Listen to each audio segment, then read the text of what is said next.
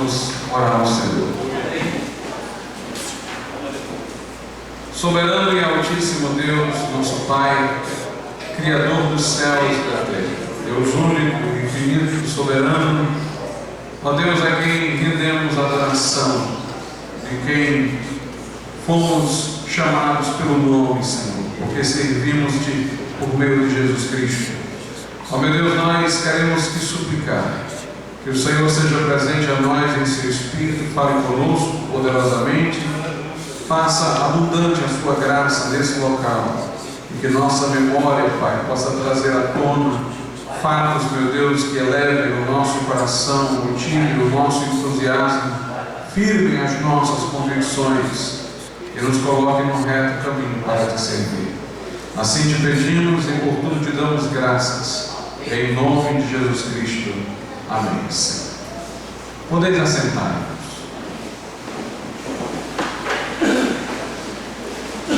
Amém. Nós nos propomos, a partir deste encontro e seguidamente em outros, resgatar em nós a memória dessa igreja. Como na verdade fui eu quem começou e estive aqui no início, eu vou começar falando um pouco de mim mesmo, da minha conversão, para depois a gente ir vendo o caminho que nos trouxe, né, até esse momento. Amém. Quando eu me converti, irmãos, aos 14 anos de idade, eu pensava que ninguém na minha família antes de mim havia sido crente. Pelo menos não tinha eu notícia alguma. E por muitos anos depois de convertido, assim eu pensei. Mas numa certa ocasião, fui pregar no congresso da Assembleia de Deus, lá no bairro Siqueira, e lá eu conheci uma pessoa que tinha um sobrenome Barreira. E conversando com ele, eu tive a grata surpresa de saber que ele era primo legítimo do meu pai. E ele havia se convertido na primeira igreja batista nacional, em Antônio Bezerra, a igreja da qual essa havia sido congregação quando surgiu. Naquele momento, ele já estava na Assembleia de Deus, mas todas as pessoas que eram da primeira igreja batista nacional, que eu falava para ele, ele já conhecia a nossa igreja, já havia iniciado, estava nos seus primeiros passos. Inclusive, ele já partiu para o Senhor, mas eu lembro-me, inclusive, de que quando isso aconteceu, foi feita uma ligação comunicando o fato, porque na agenda dele estava o meu nome e o meu telefone, e assim a pessoa fez o contato comigo. Bem, era esse que eu sabia que havia sido crente. Depois eu soube que houve um presbítero da igreja presbiteriana central, ali da Aldeota, que também havia se convertido, inclusive fora presbítero de lá muito tempo atrás, mas não era um parente próximo não, era um parente mais ou menos distante, mas tinha o sobrenome de Barreira, era Baltazar Barreira, ele foi presbítero da igreja presbiteriana, do Central, que fica na Visconde do Rio Branco, inclusive havia feito uma grande campanha na época contra o fumo. Inclusive, muitos até falavam o Barreira contra o vício, que era ele na sua campanha contra o consumo de cigarro. E mais recentemente, na verdade, esse ano, eu tive a maior de todas as surpresas. Meu avô, meu avô por parte de pai, o avô Fausto, que eu pouco conhecia, eu morri, como ele morreu, eu morri, eu já pensou? Eu morri também para o mundo, né? Mas ele morreu, eu muito criança ainda, então eu não tive muito contato com ele. Eu digo até para o meu pai e a minha mãe que a única cena que eu me lembro era de nós irmos de carro até um local no interior, uma pequena casinha no interior, e eu ver uma pessoa de semblante idoso saindo de casa para vir nos receber. Aí quando eu descrevo essa cena, a única cena que eu tenho na minha memória, a disse, não, meu filho, era exatamente isso aí mesmo, era o seu avô, você era bem pequeno, mas o quadro aí que você está dizendo é isso mesmo, era ele. E o meu avô, por parte de pai, ele morou a vida inteira no interior. Meu bisavô foi ameaçado uma vez, porque na cidade de Senador Pompeu, de onde meu pai é originário, o padre que estava lá era um padre que tinha uma grande ingerência sobre a vida política da cidade. E era a época da pistolagem, então esse padre lá, ele inclusive tinha pistoleiro que matava a gente. Por último, eu me informei com uma pessoa que era de lá e contemporizou os fatos. Ele disse que no final tiraram esse padre de lá. A Igreja Católica tirou, mas depois dele fazer lá muita coisa ruim, né? Depois de ele ter cometido muitas atrocidades ali na cidade. E ligado a essa rede, né, de pistolagem, de ameaças lá, terminou por uma circunstância que eu não sei descrever muito bem, chegando uma ameaça ao meu bisavô. Então o meu avô ficou a vida toda com o meu bisavô para protegê-lo. Ele era tipo um homem muito corajoso. Uma vez uma pessoa quis matar o meu bisavô, ele deu um tiro, pegou no pé do homem e ficou mandando o resto da vida. E os outros irmãos dele, né, vieram para a cidade, estudaram, se desenvolveram mais na vida, mas ele ficou no interior para proteger o meu bisavô. E o meu pai, ele viveu uma vida também muito peregrina. O meu pai, aos 11 anos de idade, ele foi estudar no colégio católico de padres, lá em Pacuti. Os padres achavam que ele tinha um desenvolvimento muito grande, aprendia as coisas muito rápido, que ele mereceria ir para um lugar onde pudesse estudar mais profundamente, para um colégio que pudesse se desenvolver mais. Mandaram 11 anos de idade para Jundiaí, São Paulo. Então ele foi, naquele tempo, eu acho que ele foi de navio até, quer dizer, ele era criança, estava longe do pai, da mãe. Aí depois ele voltou de São Paulo para cá, depois foi fazer faculdade de Direito no Recife, passou num concurso, uma seleção, melhor dizendo, que o governo americano fez entre os estudantes de Direito do Nordeste para fazer um curso lá nos Estados Unidos, de Direito Comparado. Ele foi para os Estados Unidos, depois ele voltou, concluiu a faculdade, foi depois advogado da Refesa, depois foi delegado lá no Amapá, depois foi promotor de justiça e depois foi juiz, sempre indo pelos interiores e tal. E portanto ele não ficou tão mais perto do meu avô, né? E eu sei que minha avó era muito católica, minha avó por parte de pai, exageradamente católica, pessoa que não tinha muitas letras, mas uma poetisa nata, escrevia muitas poesias. Minha mãe dizia que eram poesias lindíssimas. E meu pai ficou por conta de tudo isso, mas não gostava tanto da minha avó como do meu avô. Mas aí eu tive a seguinte surpresa. Umas sobrinhas do meu pai foram almoçar lá na minha casa. Na minha casa não, na casa de meus pais, né? Era a minha casa quando eu era solteiro, eu tinha a minha casa, mas a casa de meus pais. E elas falaram que meu avô havia se convertido. Elas, ao contrário do meu pai, sempre ficaram lá mais próximas. Estavam sempre mais próximos do meu avô, ali em Senador Pompeu, e tal, naquela região e tal, onde ele ficava. E elas, sempre estando mais próximas, disseram que ele se converteu e que ensinava para elas os hinos da igreja. Aí eu procurei, mas qual era o hino que ele cantava, ensinou para vocês? Eu me lembrei aqui de um. Aí começou a cantar fragmentadamente o Foi na Cruz. Aí o que ela não sabia, eu fui completando. E ela foi se lembrando, né, de todo o hino. E daqui a pouco ela começou a chorar. E meu pai e minha mãe estavam presentes, e meu pai não sabia. que o meu avô tinha se convertido.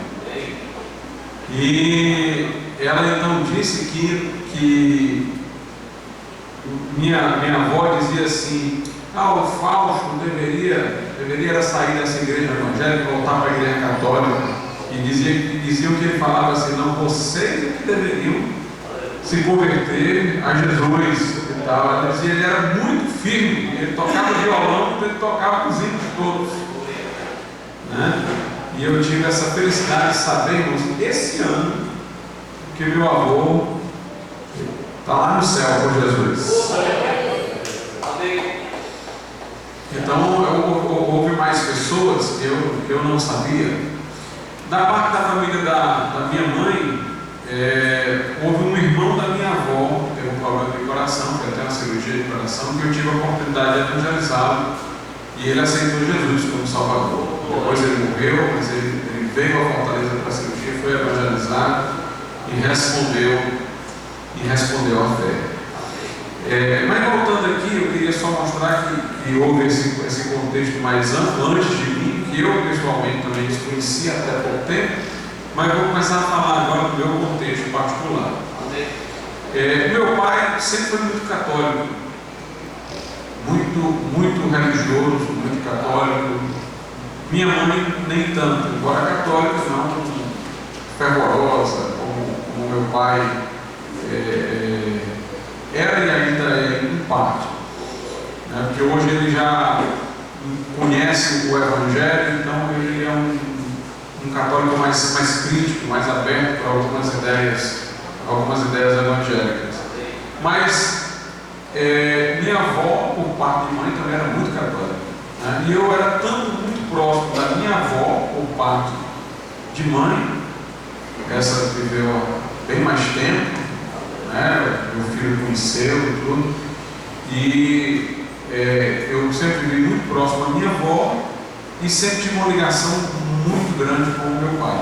Ambos eram fervorosamente católicos. Meu pai obrigava-nos todos os domingos a ir à missa. Todos os domingos, todos nós íamos à missa. Eu achava a missa uma coisa enfadonha. Interessante que eu comecei a ler a Bíblia desde cedo e eu gostava da Bíblia. Ler a Bíblia é a coisa mais maravilhosa do mundo. Enquanto criança, principalmente o Velho Testamento, aquelas histórias daqueles grandes heróis da Bíblia. Mas a missa eu achava intragável, né? Me lembro que eu fazia de conta que estava dormindo, aí meu pai ia lá balançar a largueta. Não tinha jeito, tinha que ir, tinha que botar a roupa melhor que tinha, né? Tinha que ser camisa de botão, assim, tinha que ser roupa social, aquele respeito todo pela missa, né? Pelo culto católico. E meu pai também era um homem de muita moral, e ainda é, né? Mas eu estou falando do período específico da minha infância. Era um homem que tinha uns conceitos morais muito firmes.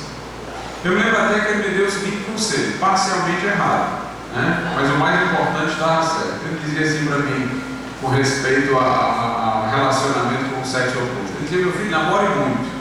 Ele dizia, porque você precisa conhecer diversos tipos de pessoas para que você faça uma escolha segura. Se você for namorar com uma e casar logo com ela, você não tem a oportunidade de ter conhecido muitas pessoas para poder você saber com quem você deve casar. Essa é a parte que eu acho que é dispensável. Mas a outra parte é o seguinte: ele dizia o seguinte: mas com respeito ao sexo, só quando casar. Isso já é isso. Essa é a parte que é para o casamento. Então ele não era como muitos pais, na pretensão de machismo, né? Estimulou os seus filhos a uma vida depravada. Ele orientava a continência até o casamento. E meu pai era muito leitor, lia muito, né? Passava praticamente o dia todo trancado dentro do escritório e lendo.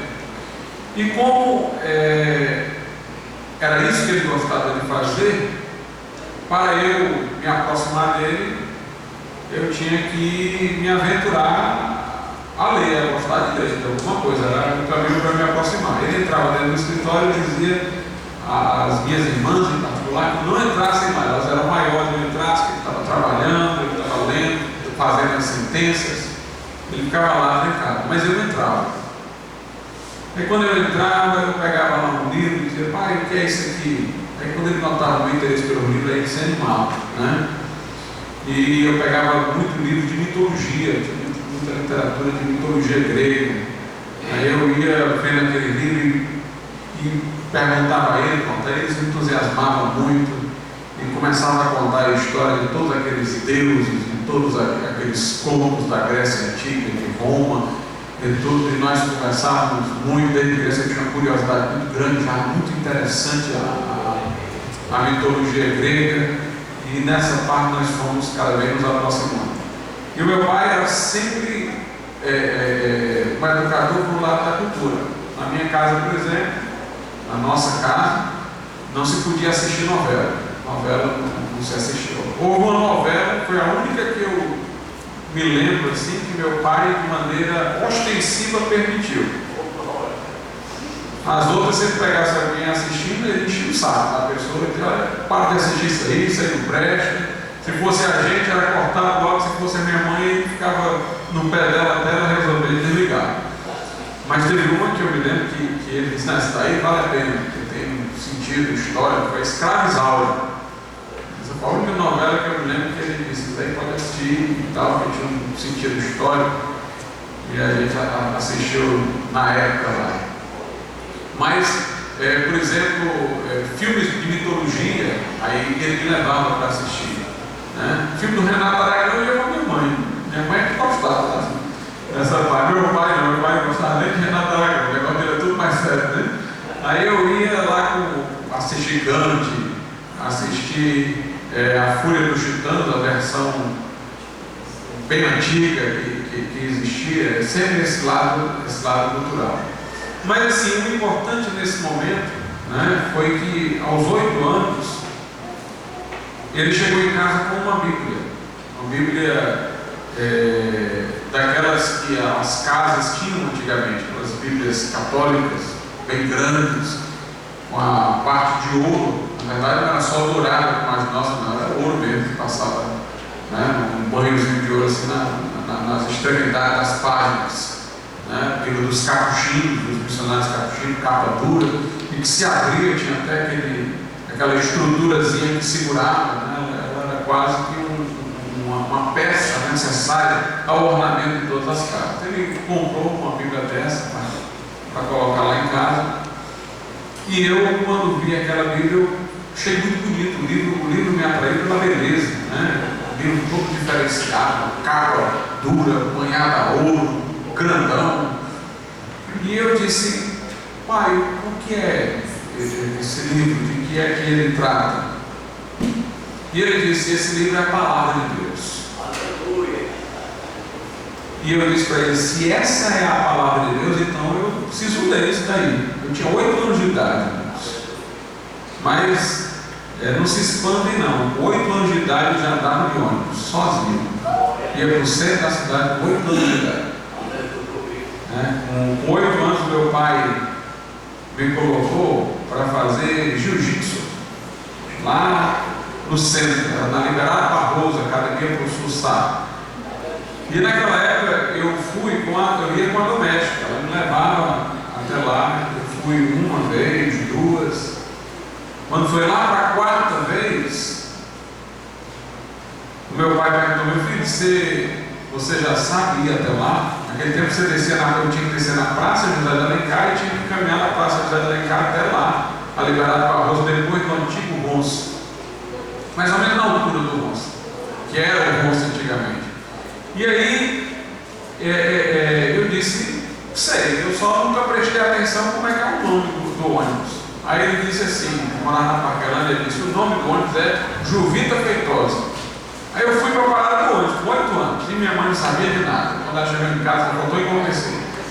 Aí eu cheguei na parada do ônibus, aí eu li lá o ônibus, Campus Universitário, não tinha nada de Juvita Feitosa, pelo menos não deu tempo de ler tudo, eu lia tão devagarzinho, que na verdade o nome do ônibus era Campus Universitário Juvita Feitosa. Meu pai tinha dito só alguma coisa. E eu lia tão devagarzinho que não cheguei nem a terminar o universitário. mas a cor era a mesma, né? A cor do ônibus era a mesma. O ônibus Timbira, né? Tempo de antigamente. Depois veio o Salete, depois vieram outro. Aí eu entrei no ônibus, o ônibus tinha a mesma coisa, mas entrei no ônibus, desci na Plaza Alencar, fui, voltei de cedo, 6 horas da noite. Cheguei em casa.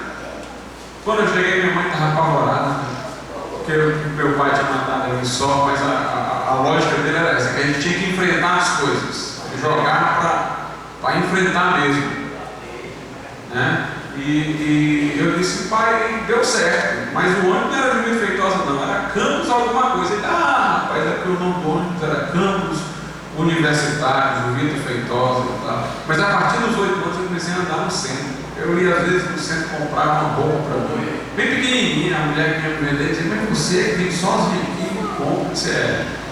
E eu fazia tudo, né? Fazia tudo. Como eu disse, meu pai no carro com enfrentamento. Eu nunca me esqueço de um dia que tinha um rapaz lá que era maior do que eu, e o rapaz ficava mexendo comigo. Meu pai pegou e disse assim, né? Ele disse, meu filho, faça o seguinte, atrai ele para perto da porta aqui de casa.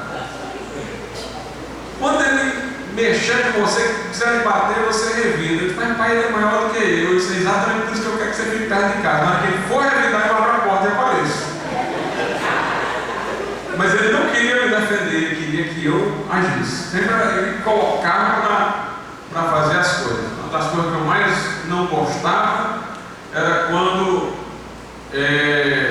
não pagava a mensalidade do colégio, no dia mesmo, por causa de algum esquecimento e tal. Aí meu pai vai lá, fala com o diretor, explica que foi só um dia e tal. Eu achava ruim conversar aquilo ali, eu criança, fazer essa conversa de negociação, mas ele jogava para a gente ir. E outra coisa interessante também da educação dele, irmãos, era com dinheiro. E até hoje eu não gasto dinheiro com besteira, eu gasto dinheiro com aquilo que realmente eu julgo que seja valioso. Porque meu pai era assim, não tinha mesada. Nunca ninguém lá em casa teve mesada. Ele dizia o seguinte, quando a gente precisava de alguma coisa, chegava para ele e dizia o seguinte, pai, eu queria comprar isso aqui. Aí ele dizia, quanto é? Até hoje eu e minhas irmãs, a gente se lembra disso rindo. A gente diz, não sei quanto é. Em vez de ele dar o dinheiro com margem a mais, ele diz, você vai lá, pergunta quanto é e me diz.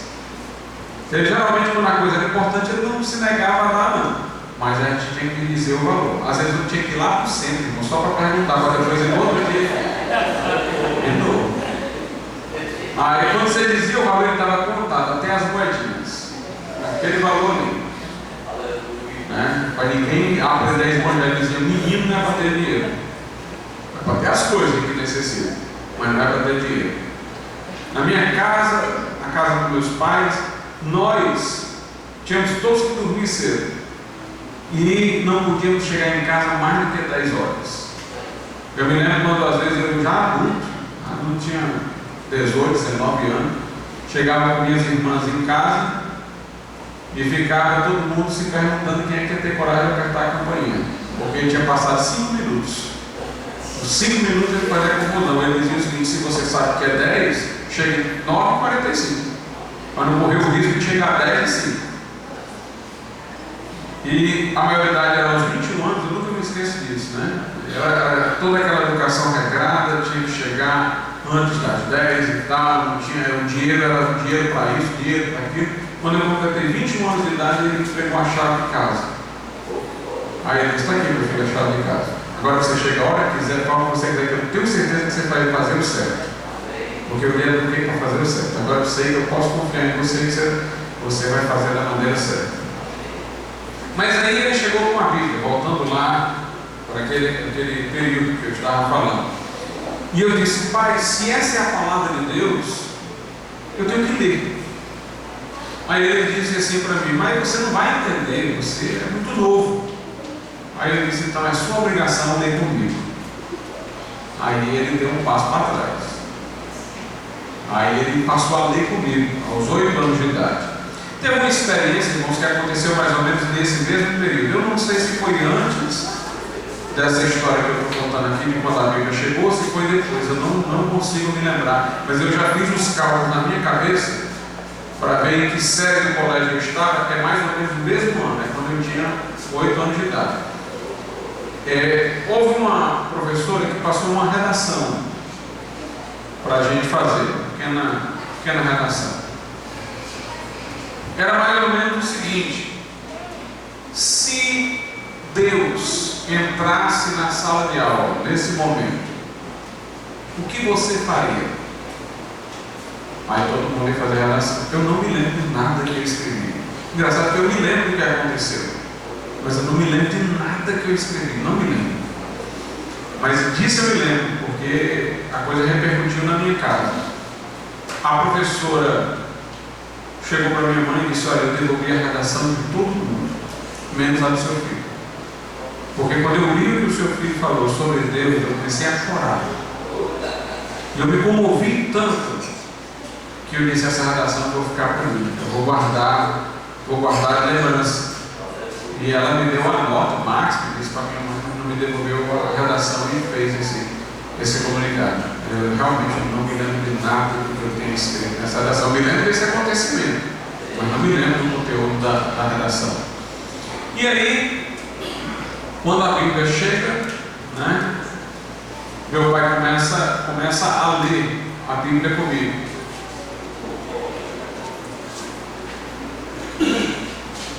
Eu me lembro que ele lia comigo, mas a minha fome de ler a Bíblia, meu desejo de aprender a palavra de Deus era tão grande, que quando ele não estava comigo, eu lia também. Aí uma vez ele foi ler a Bíblia comigo, e ele confundiu-se. Era alguma coisa, eu acho que relacionada a Esaú e Jacó. Ele confundiu um com o outro. Eu disse: não, pai, esse aqui é Jacó.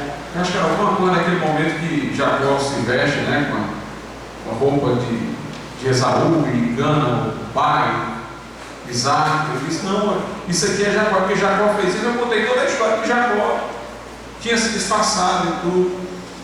E ele percebeu: mas é mesmo, como é que você sabe? Eu disse: não, porque eu li quando você não estava comigo, eu continuei lendo.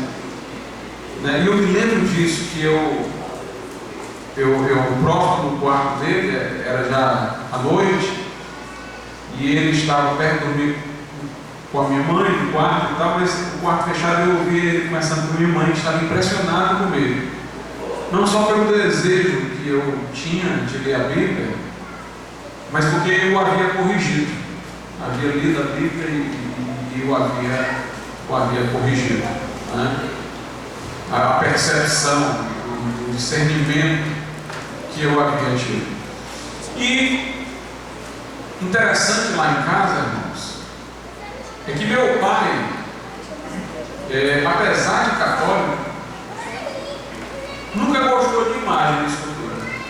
Eu me lembro de uma imagem lá que deram a minha mãe, de Francisco de Assis, ficava lá em cima do negócio como se fosse uma peça ornamental. Nunca ninguém se dirigia à imagem, nada disso. Nunca minha casa, na casa dos meus pais, tinha imagem de Maria, essas coisas não tinha não. E meu pai orava a Deus, até hoje ele ora a Deus. Meu pai ora todo dia antes de dormir, mas ele ora a Deus. Ainda hoje eu chego lá no quarto e vejo ele sentado, orando, e nos ensinou a orar também antes de dormir. Mas ele ensinava a gente a orar. Não era rezar Ave Maria, Pai Nosso, era orar. Nós falávamos com Deus lá em casa, sempre antes de dormir. Quer dizer, nunca teve uma inclinação idólatra, não. Mesmo a minha avó por parte de mãe, o lado que me aproximou dela religiosamente foi um negócio de menino Jesus de Praga. Era lá em Chorozinho, que é esse negócio, O ano de 72, o mestre que fez lá o Castela da Copa, eu vi que se sobreviver, que o gerente da CIPA, depois de Chorozinho,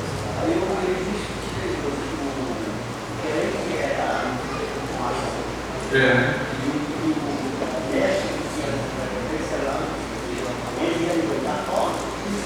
Eu me lembro.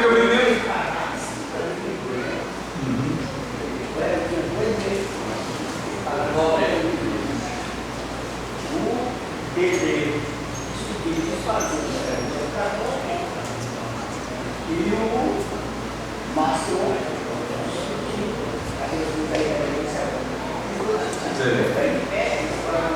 eu me lembro de ter ido com a minha avó a Chorozinho. Aí de lá eu comprei umas. Ela me comprou um estado de praia, mas era Jesus, né? Eu quero dizer que nunca tinha inclinação assim para outro, não. Aí eu ainda tinha, meu pai e minha mãe tinha, não, ainda tinha um lado. Eu puxo daquele dinheiro na praia para mim. E Pedro disse que ele gostava de vários que serem padre nenhum. Aí ele contou a história que o padre tinha. Eu sou do Quixadá. Porque foi comprado na Checoslováquia, uma cidade chamada Praga, exatamente. Aí o padre contando para o pedreiro contando para o outro, e dizendo que o padre sempre foi para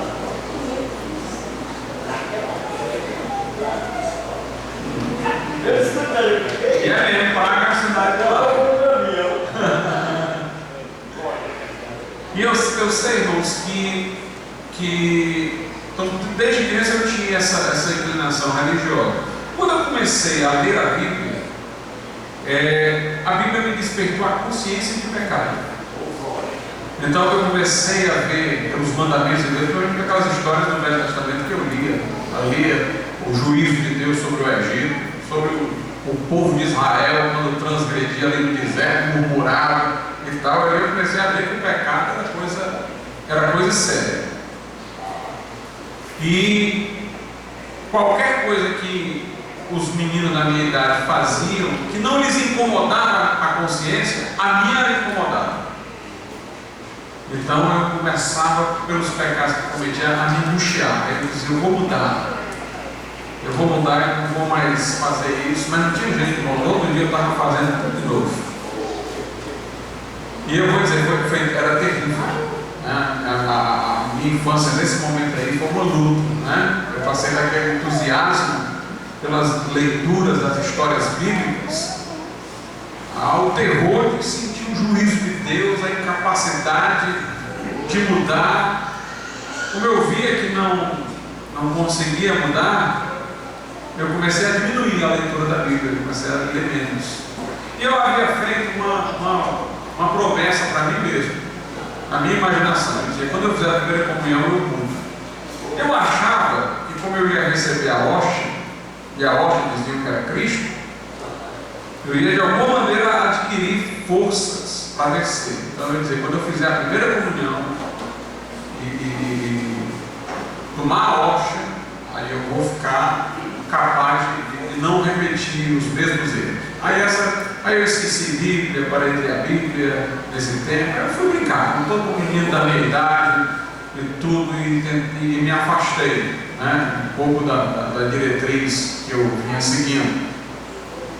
Quando eu fiz primeira comunhão, no mesmo dia eu menti. Aí eu me lembrei, eu nem me lembrava do que eu tinha dito até a hora de eu mentir, né? Eu me lembro que eu cheguei em casa todo pronto para a primeira comunhão com aquela roupa lá, e um amigo meu disse, pai, lá vamos ali no outro bairro, passava o dia andando nas ruas naquele tempo, não estava em todo canto, era muito solto, não tinha bandido com arma de fogo, né? Não tinha nada disso, eu passava o dia no meio da rua. Vamos ali no outro bairro, tem uma menina lá muito bonita. Aí eu fui me arriscar, né, a menina bonita lá. Aí quando eu cheguei, tinha um grupo de meninos lá do bairro, que já estavam cortejando a menina bonita lá, e que era do bairro. Ontem esses caras cercaram a gente. O que é que vocês vieram fazer aqui? Mas quando foi gente, não vamos botar a cabra não, viu? Aí sabe o que é que vocês vêm fazer aqui? Aí eu peguei e menti, para não apanhar. Mas na hora que eu menti, irmãos, eu me lembrei. tinha até esquecido, eu lembrei, eu havia dito, entendeu aquela... Eu senti não só a culpa de mentir, eu senti a frustração, lembrei, eu me lembro que eu passei o dia pensando, né? Eu disse que quando isso aconteceu, eu não ia mais errar, e tudo, mas continua do mesmo jeito e tal. Aí quando eu chego aos 14 anos de idade, eu não me lembro exatamente quando é que a gente faz a primeira comunhão, que idade mais ou menos, uns 12 anos, né? Não, eram uns 12 anos então. Com 14 anos, eu comecei a estudar a Reforma Protestante na escola. Aí eu lia no meu livro, né, que Lutero era um homem que tentava obedecer a Deus, mas não conseguia, se sentia cada vez mais culpado, teve uma grande crise existencial, cumpria todas as penitências dos ritos da igreja, buscando paz com Deus, mas isso só agravava o seu tormento, até que ele descobriu que a salvação era pela fé e não pelas obras gratuitas, e que ele encontrou consolo nisso daí. Aí quando eu vi aquele livro, eu me identifiquei com a história. E eu comecei a ler o Novo Testamento. Interessante que eu lia muito o Antigo, mas nesse momento aí eu fui para o Novo. Eu fui para o Novo. Eu queria ver o Novo Testamento sobre a salvação pela fé. E eu peguei o livro dizia todos os pontos que Lutero havia discordado da Igreja Católica. Pus o livro aqui aberto, para as discordâncias, comecei a ler a Bíblia. E onde a Bíblia confirmava o que Lutero tinha dito, eu sublinhava. Irmãos, eu sei que no primeiro momento eu fui lendo para conferir se o homem estava doutrinariamente correto, mas a Bíblia foi me cativando. Eu fui lendo e fui sendo envolvido, e já não era mais uma questão só de descobrir se aquela pessoa estava certa ou era errado. Deus estava começando a falar comigo, confirmando que o que ele tinha dito era certo, mas falando pessoalmente comigo. E quando eu terminei de ler o Novo Testamento, eu era um crente. Alguém diz, pastor, você tem um momento assim decisivo que você diz, bem, nesse momento aqui eu separou, fez a entrega da vida cristã? Não tem não. Eu fui lendo e ia recebendo tudo que estava sendo dito ali. Eu ia me apropriando de cada verdade que ia sendo dita. Em algum momento, nessa leitura, em algum instante, que eu não sei determinar qual, eu me converti. Havia na minha sala, até bom falar isso aqui antes de dizer sobre essa minha leitura do Novo Testamento, havia na minha sala dois amigos meus que estavam indo numa igreja evangélica, eles se diziam evangélicos. E quando estava se falando de Lutero, exatamente a reforma e tal, na sala de aula, eu comecei a me identificar com aquilo ali e eu comecei a procurá-los para conversar com eles. Aí eu falava do ponto de vista católico e eles me refutavam, mostravam que estava errado e tal. Aí eu comecei a falar com o padre. Eu falava com o padre me dava argumento, eu voltava para falar com eles. Né? Como eles eram também novos convertidos, eles não sabiam tanto. Né? Então ficava mais ou menos uma coisa assim nivelada. O que o padre me dava para argumentar que eu levava a eles, e o que eles me traziam era mais ou menos assim, equilibrado. Meu Deus, né? Como a gente diz, um pau a pau, né? Mas aí foi nesse momento que eu resolvi ler o Novo Testamento. Eu disse, não, agora eu quero mais saber de padre, não quero mais saber do que ele diz, eu quero saber do que a Bíblia diz. Aí foi aí que eu comecei a ler o Novo Testamento dessa forma que eu tenho dito que li, e quando eu terminei, eu estava convertido. Irmãos, foi uma coisa impressionante. Eu, por exemplo, estava me iniciando no surf. Tinha um cabelo já que tinha parafinado, mas tinha me arrependido assim que fiz isso. Eu tinha sentido culpa, já tinha mandado quase que pelar a cabeça para poder me livrar daquilo ali. Mesmo antes de me converter, na mesma hora que eu fiz, no outro dia eu comecei a chorar. Aí minha mãe diz, vai fazer e depois vai chorar, né? Mas assim, eu me desfiz logo com prancha de surf, não queria mais nada com isso aí. Quem servir a Deus. E eu comecei a evangelizar todo mundo que era meu amigo, sem nunca ter ido à igreja, irmãos, porque o meu pai não deixou, eu ainda quis ir para a igreja. Inclusive, nesse momento que eu estava lendo a Bíblia, ainda estava cocheando entre dois pensamentos, né? Nesse momento que eu estava lendo, eles até me convidaram para ir a um filme na igreja, que era aquele filme Inferno em Chamas. Mas o meu pai me proibiu e eu não fui assistir. Mas eu me converti. Mas eu vou voltar um pouco aqui, que eu me lembrei de uma coisa que é importante também. Que aconteceu entre a minha primeira comunhão, os irmãos ajeitam aí como for organizar, entre a minha primeira comunhão e os meus 14 anos, quando eu li a Bíblia, quando tudo isso aí aconteceu. Foi o seguinte, seguindo aqui o percurso, os 8 anos eu leio a Bíblia com meu pai, depois eu me afasto, faço a promessa de mudar quando eu vou fazer a primeira comunhão, faço a primeira comunhão, tropeço. Antes de chegar aos 14 anos, antes desse momento que eu estudei a reforma, antes desse momento que eu li o Novo Testamento, antes da minha conversão, no intervalo, houve uma coisa interessante. Minha mãe, quando se formou em medicina, nós, os filhos, já tínhamos uma certa idade, né? Eu vi minha mãe estudante de medicina, porque minha mãe casou muito cedo, ela casou com meu pai aos 16 anos de idade. E minha mãe foi fazer residência lá no Rio de Janeiro, quando ela terminou. Nós passamos 1 ano sem a minha mãe. Eu passei parte da minha vida sem o meu pai, parte da minha vida sem a minha mãe. Quando eu comecei a estudar, eu vim para Fortaleza. Meu pai era juiz em Itapajé. Eu ficava aqui em Fortaleza só com a minha mãe. E aos fins de semana nós íamos para Itapajé ver meu pai, e nas férias nós íamos para lá estar com meu pai. Mas a gente ficava sem ele. Quando minha mãe se formou, nós ficamos com meu pai e minha mãe passou 1 ano no Rio de Janeiro.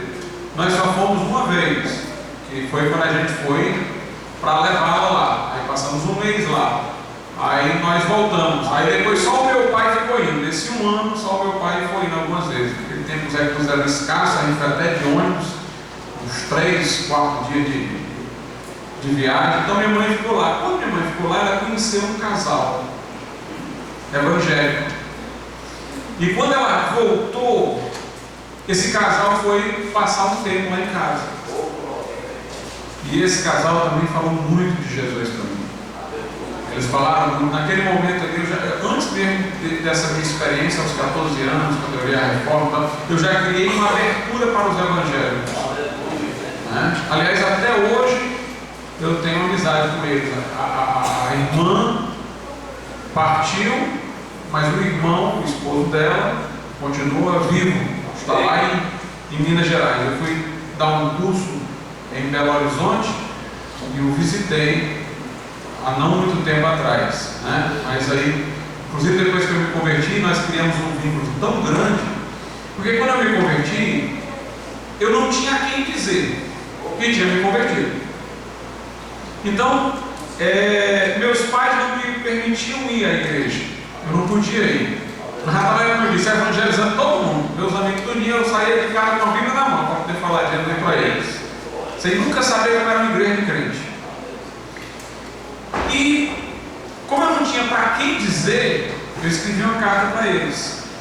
Aí nós ficávamos trocando cartas. E eu tinha medo que meus pais lessem a carta. Então, na carta eu tinha que me dar a conhecer como crente sem usar a palavra crente em nenhum momento. É interessante que depois que eu me converti, eu comecei a pedir minha mãe para visitá-lo lá, porque eles sempre diziam, olha, se quiserem vir aqui, eles mãe, eu quero ir lá visitá-lo e tal. E aí, finalmente, quando eu fui lá, aí eu cheguei lá e disse, eu sou crente em Jesus. Aí eles disseram, não, já tinha percebido pelas suas cartas, não tinha como não ser crente não. Não tinha como não ser crente por aquilo que você dizia não, né? E isso foi mais ou menos aos 15 anos de idade. Depois disso aí, todo ano eu fui ao Rio de Janeiro. Até casar, todo ano eu fui ao Rio de Janeiro. Quando eu namorava com a Érica, ainda fui lá. Todo ano eu ia estar com eles lá no Rio. E, como eu disse, eles foram os que eu comuniquei. Eles eram aqueles que eu queria falar, né? Quando eles vieram à minha casa, a casa dos meus pais, eu não apenas aprendi muito com eles sobre a palavra de Deus, mas criamos um afeto muito grande. E eu vou contar aqui outras coisas, mas eu não tenho como colocar em ordem cronológica, porque eu estou falando na medida que vou me lembrando, mas dá para ir encaixando, voltando aqui atrás algumas coisas. Quando eu fui ao Rio deixar minha mãe, não quando eu fui já crente, né? Não quando eu fui já crente, mas quando minha mãe foi fazer residência, terminou a faculdade de medicina e foi fazer residência lá. Como eu disse, nós fomos lá deixá-la e passamos um mês lá e voltamos. Dentro do ônibus tinha uma crente. E no ônibus eu ficava com essa crente direto, com essa irmã. Eu só queria conversar a Bíblia e ela também, né? E eu me lembro que ela fez um culto dentro do ônibus. Aí ela pegou e disse: eu queria chamar aqui um menino que gosta muito da palavra de Deus para ser meu assistente. Ele me chamou, ele foi assistente dela no culto, lá dentro do ônibus. Uma outra coisa ainda que eu me lembrei, depois os irmãos quiserem, quando forem colocar no papel, eu ajudo a organizar as informações. Mas uma outra coisa que eu me lembrei, quando eu fazia a 4ª série, eu estudei no colégio militar, mas não passei. E na época ficou aquela dificuldade para saber em que colégio eu ia estudar. Minhas irmãs tinham ido para o Cearense, eu estudava no colégio cearense. Mas a prova do colégio cearense, de ingresso de seleção, já tinha acontecido. Como eu apostei tudo no colégio militar, eu perdi o prazo de seleção do cearense. Então, para onde é que eu iria? Aí meu pai foi até o 7 de setembro, ele conhecia pessoas do 7 de setembro que ele conhecia, e foi falar lá para saber se eu podia fazer uma seleção fora de época. Inclusive nessa seleção foi até uma coisa interessante, que ele deu o primeiro lugar em relação aos que já tinham feito antes de mim. Tinha uma semana que era de introdução para os novatos, aí eu fui, aí eu me lembro que o professor lá disse assim para meu pai: não, seu filho não precisa vir não. A nota dele em relação a todos os outros que fizeram a seleção foi a maior. A nota dele foi a máxima. Não precisa nem dessa semana aqui de introdução não. Mas quando eu fui estudar no colégio 7 de setembro, houve uma grande dificuldade, porque quando meu pai chegou, ele disse que eu tinha que fazer uma prova, mesmo sendo fora de época. Inclusive, como eu disse, feita a prova, a minha nota ainda foi maior do que a dos que fizeram antes de mim, mas não tinha vaga pela manhã, só tinha vaga à tarde. E o meu pai queria que eu estudasse pela manhã. Aí meu pai encontrou lá o professor Juarez, um senhor bem velhinho, que era presbítero lá da igreja presbiteriana. E ele era tinha um cargo lá de direção. Tinha a dona Nila, que era a dona, e ele tinha um cargo lá de direção, bem velho, parecia um Monsaldanha, todo paletó e gravado. E meu pai disse: ô professor Juarez, ele é esse professor, meu pai, eu estou aqui querendo conseguir uma vaga pela manhã para o meu filho e tudo. Aí meu pai sabia que ele era presbiteriano, meu pai disse, inclusive ele gosta muito da Bíblia. Aí o professor Juarez olhou para mim e disse: você gosta da Bíblia? Eu gosto. Aí começou a fazer perguntas bem simples. Como era o nome da mãe de Jesus? Como era o nome do pai adotivo de Jesus? Aí ele foi engrossando, né? Fazendo perguntas mais complexas. Aí ele ia perguntando, eu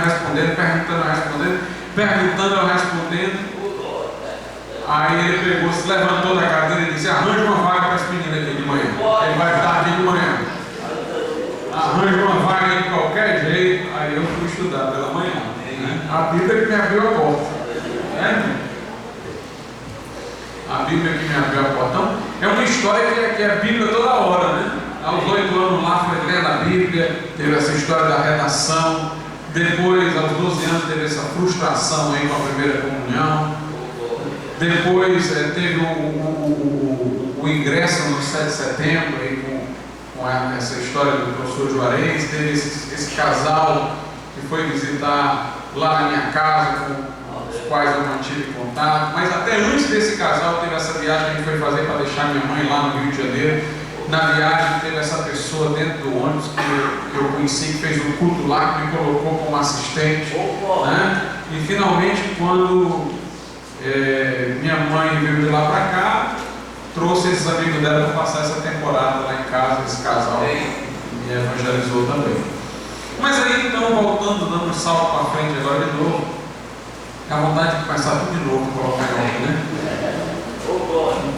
né? Aos 14 anos eu me converti, meu pai não me deixou ir para a igreja, mas aí eu queria ir para a igreja. Mas eu não tinha coragem de confrontar meu pai, nem tinha coragem por temor e nem tinha coragem por amor. Para mim, desagradar em qualquer sentido era extremamente doloroso. Uma vez eu estava na faculdade de Direito e um outro professor de quem eu havia sido inclusive monitor, e ele disse assim para mim: Glauco, eu comecei a evangelizar, contar a minha experiência de conversão. Ele disse: Glauco, você se converteu aos 14 anos, dessa maneira que você está dizendo, para se autoimpor. Toda a sua família era católica, para mostrar que você não era mais submetido a pai e mãe, que você tinha agora se emancipado da adolescência, queria mostrar que era outra. Aí você inventou esse negócio de ser crente. Aí ele disse: isso não faz sentido por duas razões. Primeiro, porque durou até aqui. Eu já não teria mais necessidade de me autoimpor se fosse o caso. E segundo, porque era o contrário. Para mim, o que me era mais doloroso era divergir do meu pai. Ele era meu amigo, meu melhor amigo. Então, fazer alguma coisa diferente do que ele queria é que era ruim para mim, é que era desagradável para mim, é que era doloroso para mim. E eu, assim, não tinha coragem de me confrontar com ele. Não, eu vou para a igreja. Então, eu fazia o seguinte: no domingo, à noite, geralmente eu saía na rua, ia brincar com os amigos e tal, e eu quis agir como se fosse isso que fosse acontecer. Mas eu saí todo pronto, arrumado, né? Aí meu pai me dizia: você não está indo brincar com seus amigos, você está indo para alguma coisa, né? Mais sério e tal. Aí eu fazia o seguinte: eu colocava a calça debaixo da cadeira que ficava do lado de fora, aquelas cadeiras tipo de cana da Índia, né? As cadeiras de cana da Índia que tem uma almofadazinha em cima, né? Parecida com aquela que a irmã Mônica ali está sentada, né? Aí por debaixo da almofada eu punha a calça comprida. Debaixo do jarro eu colocava um sapato daqueles, na verdade, como é que a gente chama? Aquelas parece sapatilha de karateca, mas não era não. Mas era do estilo, não precisava de meia, era só pegar e colocar debaixo do jarro. Aí eu saía, como fosse sair de casa, todo mundo lá assistindo televisão, eu saía de calção, mas já com a camisa, pronto. Eu botava a calça por cima do calção, colocava a chinela debaixo do jarro e botava o sapato. E para não bater o portão e alguém sentir minha falta, eu quero estar indo para onde, eu pulava o muro. E meus irmãos, o muro era todo daquele caraquento, né? Rabiscado. Eu era pequeno, me ralava todinho nos cotovelos para subir e me ralava de volta para descer. Quando eu chegava em casa, tocava a campainha, colocava a Bíblia na caixa de carta. Quando todo mundo ia deitar, eu ia lá e tirava a Bíblia. E assim eu ia para a igreja. Fui até batizado esse rumo aí. E um dia meu pai me perguntou: meu pai disse: olha, eu estou notando que você está saindo com rotina e tal. Aí eu não tinha como negar, não ia mentir, não podia pecar. Eu disse: não, eu estou indo para a igreja. Meu pai ficou chateado, ele se fechou. Ele se fechou, e eu me lembro que nesse tempo aí ele não falava comigo. Lá dele, retido. E nesse interregno, irmãos, também, que eu já estava indo para a igreja dessa maneira, meu pai me obrigava a ir à missa todo domingo. Não podia desobedecer, eu ia. Mas eu estava indo para a igreja. A missa era pela manhã, eu ia para a igreja à noite. Eu ia para a missa para agradar. Mas aí vinha um outro problema, era na hora que o padre ia consagrar. Primeiro eu não cantava, eu ficava lá, mas não cantava nada. Ficava calado. Só rezava Pai Nosso, Ave Maria, que fosse. Ficava calado. Quando o padre levantava a hóstia, todo mundo se ajoelhava. Era para adorar Cristo, né? Na hóstia consagrada. Aí eu ficava de pé ou sentado. E meu pai olhava para aquilo ali, aí meu pai ficava com raiva de mim. Eu lembro que tem uma vez que ele disse: você pode estar endemoniado. Né? Que, assim, meu pai era muito católico, a visão desse tempo do católico não era como a de hoje, nem como a do meu pai hoje. Meu pai hoje respeita muito os evangélicos e tal, mas a visão desse tempo aí, irmãos, de crente era horrível. Né? O livro da capa preta era do diabo, crente fecha os olhos para ver o diabo quando ora, porque o católico orava de olho aberto, né? Rezava. Hoje tem católico que vê tanto crente fechando os olhos, mas de olho aberto. Então era um tempo muito perverso. Né? Lutero era visto como um demônio mesmo, como um demônio. Tinha gente que dizia: eu prefiro que meu filho seja um maconheiro do que seja crente. Outro dizia assim. Era um período que pessoas eram expulsas de casa quando se convertia. Eu tinha amigos na igreja que haviam sido expulsos de casa, colocados para fora da casa mesmo. Por causa Então era um período muito intolerante, né? A igreja católica. E às vezes, quando eu ia para alguma dessas missas, o padre estava falando contra os protestantes.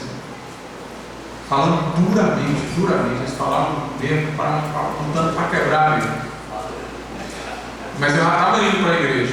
Então eu acho que meu pai já estava desconfiando. Ele começou a juntar as informações, né? O meu modo de me portar na missa. Ele já sabia que eu havia pedido a ele para ir para a igreja.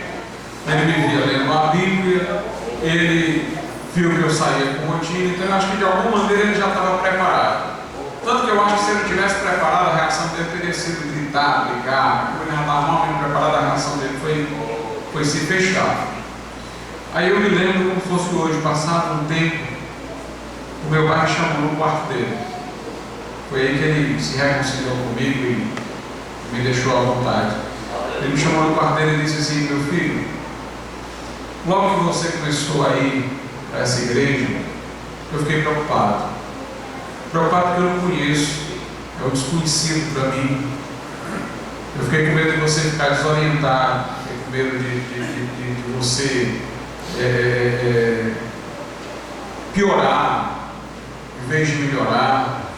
Ele disse: mas eu tenho lhe observado de longe, e eu quero dizer uma coisa, eu tenho muita admiração por você. Você melhorou nos seus estudos, você se tornou mais responsável em tudo que você faz, sua vida se tornou exemplar. Aí ele disse o seguinte: olha, a partir de agora você pode seguir no seu caminho. Ele disse: eu não vou estar junto com você não, mas o meu coração está junto com você para onde você for. E ele deixou eu ir para a igreja nesse período aí. Então, irmãos, foi todo esse trâmite, né, para chegar até a conversão. Uma coisa interessante é que eu me converti lendo a Bíblia. E lendo a Bíblia, irmão, sem nenhuma influência. Lendo a Bíblia crua, pura e simples. Não era livro que eu lia, não era nada, era a Bíblia. Por isso que minhas convicções são profundas. O que eu concluí da leitura da Bíblia, irmão, naquele tempo, é a mesma coisa que eu creio hoje. É a mesma coisa. Quando eu fui para a igreja, a primeira igreja que eu fui era liberal. As mulheres usavam discretamente, não era exagerado como hoje, mas discretamente usavam um brinco, batom, as mais velhas, as adolescentes não. O pastor dizia assim que as velhas podiam usar, os jovens não. Coisa esquisita, né? Mas as mulheres usavam saia. Inclusive até para o culto dos homens iam de gravata. Mesmo eu tive que comprar uma gravatinha de crochê, senão ficava diferente de todo mundo. Gravata. Mas era uma igreja que tolerava essas coisas. Mas eu já era contra. Eu mal cheguei e já era contra. Eu me lembro que uma pessoa lá: você chegou agora aqui, não está? E eu disse: mas isso está errado. Não está de acordo com o que eu li. Com o que eu li na Bíblia. Né? Então as convicções eram profundas porque eu já entrei definido nos pontos em que deveria crer. Né? Já entrei definido por ter lido a Bíblia pura e simplesmente. Né? Então eu me lembro que quando eu me converti, eu lia livros que contestavam o que eu havia concluído na Bíblia. Eu pouco li ali, por exemplo, sobre o batismo no Espírito Santo. Eu li ali outro batismo no Espírito Santo, amontoado. Até hoje eu ainda tenho lá amontoado. Eu queria ler livro contra o que eu acreditava, para saber se o que eu acreditava passava na prova. Mas, irmãos, com delineamentos, aperfeiçoamentos posteriores, claro, mas em suma, as minhas convicções naquele tempo são as minhas convicções de hoje, né? As minhas convicções de hoje. Eu inclusive tenho, na época que eu me converti, escrito com letra, aquela letra ainda trêmula de menino, né? Eu tenho, eu já me converti e já sabia que eu ia ser pastor. Não sabia quando, mas sabia que. Pastor, você foi chamado quando para ser pastor? No dia que eu me converti. Eu me converti e sabia. Então eu, ali com 14, 15 anos de idade, pegava um papel e começava a fazer pregações. Eu tenho algumas delas. Até hoje. Tem pregação lá sobre a perseverança dos santos, irmão. Um dia desse eu fui olhar. Obviamente bem elementar, né? Mas eram as coisas que eu cria. E eu ainda ficava treinando dentro de casa, fechava o quarto e ficava pregando para mim mesmo.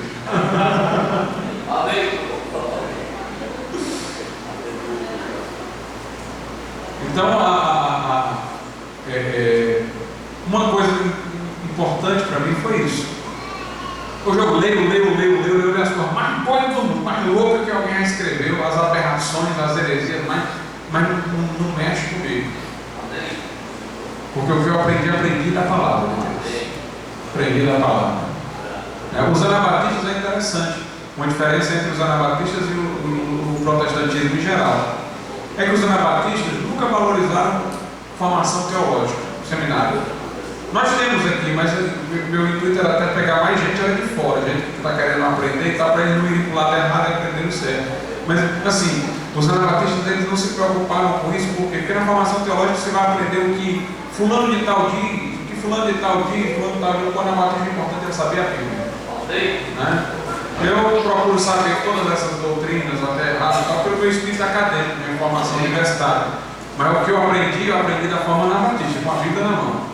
O anabatista era a Bíblia, era conhecer a Bíblia, pura e simplesmente. O anabatista na Idade Média era tão chato, no sentido não ruim. Depois o anabatista até nessa parte melhorar, porque ele não queria nem usar a palavra Trindade. Aí tinha gente para dizer, os anabatistas não queriam na Trindade não, mas eles não queriam usar a palavra que não estava na Bíblia. Não, só a Bíblia, só o que está na Bíblia e pronto. Né? O Pai é Deus, Jesus é Deus, o Espírito Santo é Deus, não tem 3 deuses, mas um só, acabou, não precisa mais falar nada. Negócio de uma substância, 3 pessoas, era a Bíblia, pura e simplesmente. Né? Você nota que, por exemplo, dentro do campo protestante, se valorizou muito, por exemplo, a pessoa fazer um seminário para ser um pastor. Os pastores anabatistas eram o quê? Eram tecelões, ferreiros. Perguntasse ao anabatista, rapaz, eu devo fazer um seminário teológico, ficar 5 anos internado? Ele dizia, não, vai aprender a trabalhar, aprender a construir tendas como o apóstolo Paulo, ser tecelão, fazer e ir a Bíblia em casa. Traz uma profissão, perder tempo com isso não. A Bíblia é o suficiente. Então, eles valorizavam a Bíblia, pura e simplesmente. Né? Até hoje eu tenho essa visão. Quando eu leio uma coisa, eu sempre me pergunto, ainda que ela pareça muito interessante, eu me pergunto assim: se eu tivesse só a Bíblia, eu chegaria a essa conclusão? Por mais interessante que ela seja, por mais lógica que ela seja, se eu fizesse essa suposição, será que sem a Bíblia eu chegaria a ela? E eu disser, não, eu só aceito aquilo que mesmo que eu tenha lido, eu só aceito aquilo a que eu poderia ter chegado se eu tivesse só a Bíblia na mão.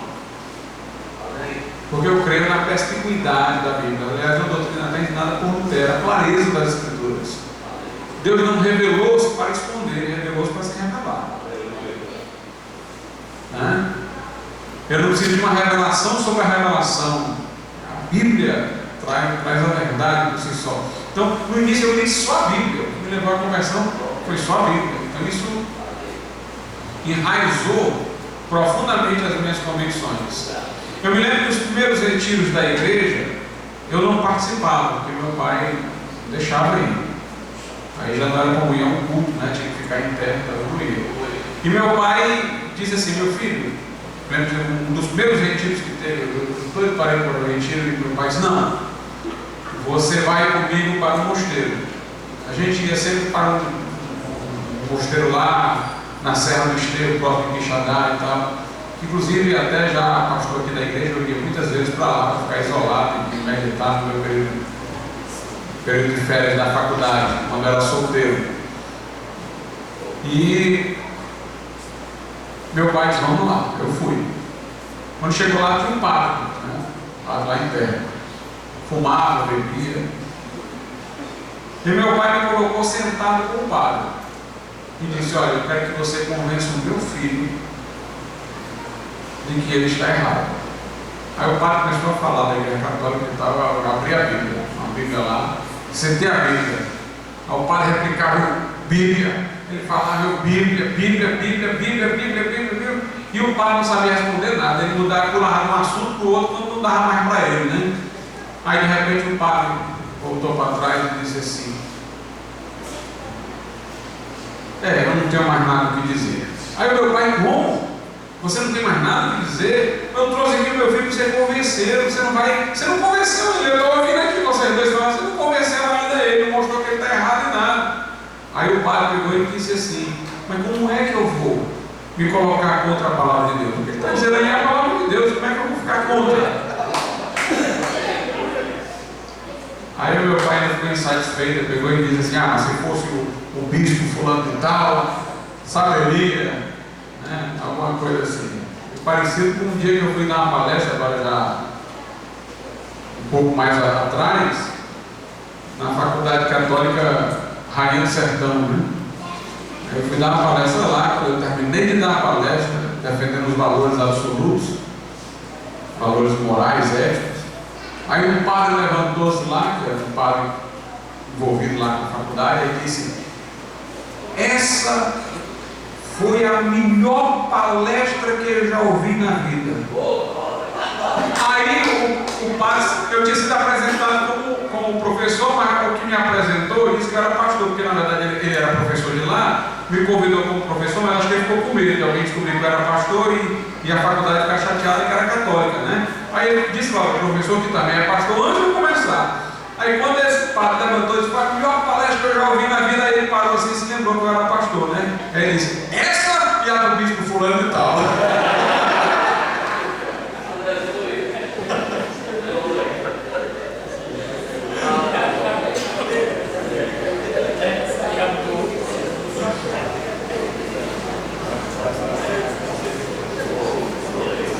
Eu sei, irmãos, que como eu estou dizendo, essa formação da Bíblia é muito importante. Eu lembro-me que tudo na minha vida foi com a Bíblia. Eu tinha um problema emocional, eu me afligia com alguma coisa, alguma turbulência, alguma tribulação que passava. Eu ainda bem jovem. Eu me lembro que eu ficava com aquela angústia no coração e tal. Eu pegava a Bíblia e começava a ler. Aí eu lia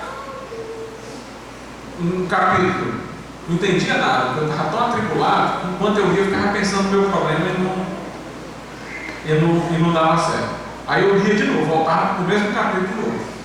E a angústia lá, quando eu estava lá pela terceira, quarta vez, irmãos, aí eu tinha esquecido o problema, a palavra me dominava. Eu não desistia não, eu ficava lendo até ela me dominar, aí ela me dominava. Irmãos, quando ela me dominava, eu começava a ler. Quando eu via, já tinha passado umas 3 horas, eu lembro. E o problema já tinha me esquecido. Irmãos, quando eu terminava, aquele problema não era mais nada para mim. Eu me sentia um gigante. A palavra de Deus curava minhas feridas, me dava força. Né? Mas era a Bíblia. A Bíblia mesmo, era assim. Era um livro sobre a Bíblia, um livro falando, era a Bíblia, a palavra de Deus, né?